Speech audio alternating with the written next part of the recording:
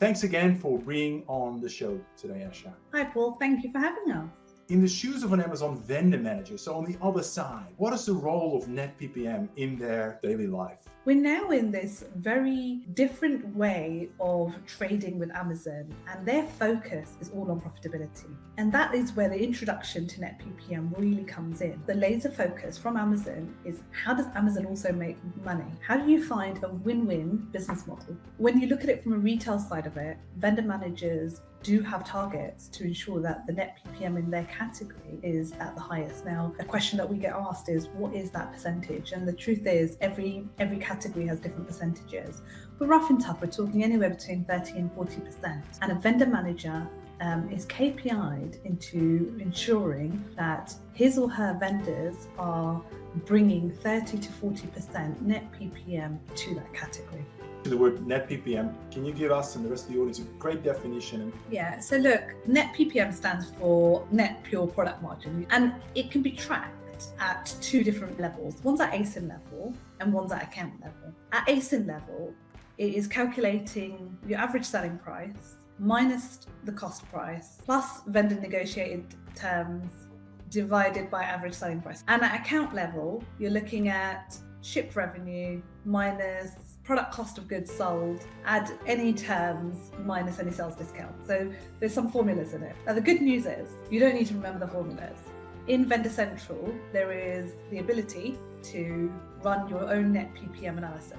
Now that is actually the most important element. It is about understanding the importance of Net PPM, and the second is then tracking it. And this historically has not been done. So when we talk about the type of era that we're in with Amazon, and Amazon vendor managers are talking to you about Net PPM, this isn't a conversation that you're only going to have at trading terms with your vendor manager. This is ongoing conversations you will have. Now, a good business needs to remain really, really close to the analytics side of tracking and measuring. And like I said before, this isn't just something that you do once a year. My strong advice is that this is a calculation that should be happening, a quarterly deep dive, but a monthly tracking process should be in place for Net PPM. And as an Amazon account lead, you should be able to identify what are the SKUs or the ranges that are challenging the Amazon Net PPM, and almost finding root outcomes to what you can do to make sure that this isn't challenging Amazon. I think you mentioned kind of trading terms, and the other term that you used, I think it was sale discounts or promotional discounts. Do you mind just elaborating that? Can you make it real for us in the context of an Amazon? Sure.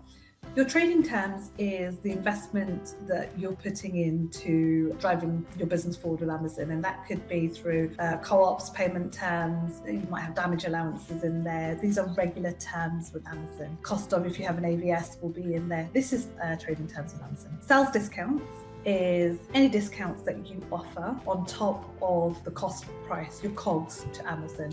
And that could be, promotions could be taken into consideration. It might be sales out allowances that you might add on to for a period of time. You mentioned a lot about tracking Net PPM at an account level and ASIN level. Of course, that's now possible inside Retail Analytics, inside the vendor platform, if you have sufficient access, I should say.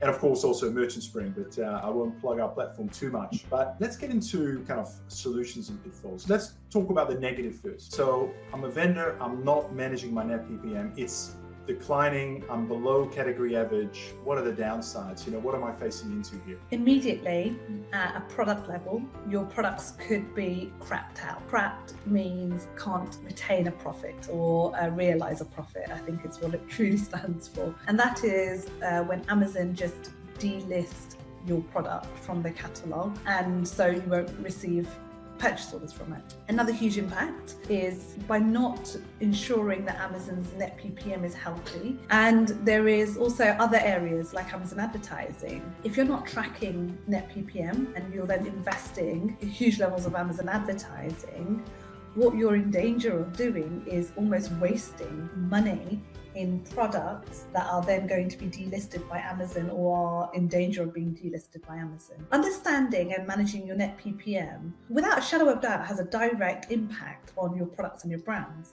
But it's also about your relationship and your partnership with Amazon. That is an important aspect to address here. Now, I do want to tell the audience that we actually got some time for Q&A.